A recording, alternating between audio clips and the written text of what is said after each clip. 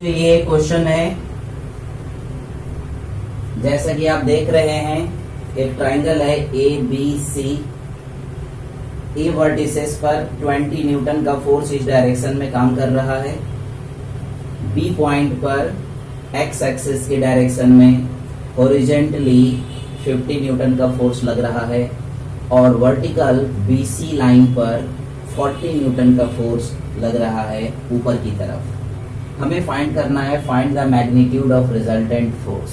सबसे पहले क्या करना है आपको, हॉरिजेंटल और वर्टिकल दो अलग अलग कंपोनेंट्स को बनाने की कोशिश करो। इन सारे फोर्सेस को सिर्फ दो कंपोनेंट में ले आओ, एक हॉरिजेंटल और एक वर्टिकल। तो हमने क्या किया, यहाँ पर इस लाइन को एक्सटेंड कर दिया कुछ इस तरीके से, ऐसे देखिए। अब ये थीटा है तो ये भी एंगल कितना होगा, थीटा।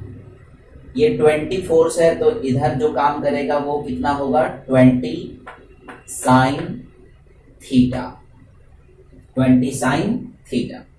इधर जो काम करेगा बच्चों ये होगा हमारा 20 कॉस थीटा। सो 20 कॉस थीटा हॉरिजेंटल आ गया, 20 साइन थीटा वर्टिकल आ गया।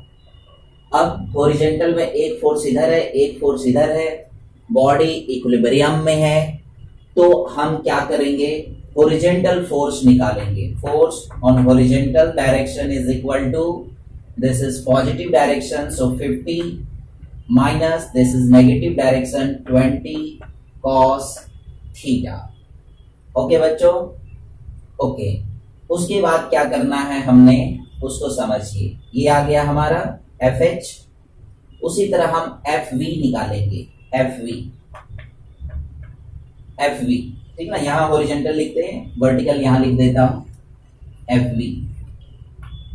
सो एफ वी वर्टिकल के लिए ये पॉजिटिव डायरेक्शन में 40 न्यूटन काम कर रहा है, माइनस ये देखिए ऐसे काम कर रहा है 20 साइन थीटा। इन दोनों को माइनस कर दीजिए, साइन थीटा।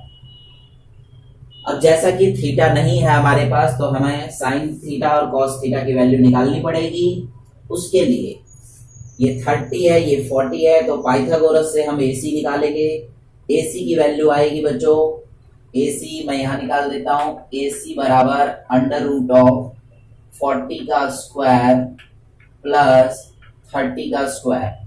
सो AC आ जाएगा 1600 plus 900 that is equal to 2500 which is equal to 50 millimetre.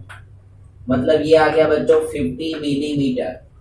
अब थीटा के सामने परपेंडिकुलर, हाइपोटेन्यूज और बेस, ठीक। तो यहां से हमने वैल्यू पुट किया 50 माइनस 20 इंटू कॉस थीटा का फॉर्मूला होता है base upon hypotenuse, so perpendicular hypo base, base आ गया 30, हाइपोटेन्यूज है बच्चों 50, 0 0 कैंसिल कर दीजिए, 5 4 20, 4 3 12, so 50 minus 12 is equal to 38 Newton. Okay, अब वर्टिकल के लिए, सो वर्टिकल के लिए आ जाएगा 40 माइनस 20 इंटू साइन थीटा।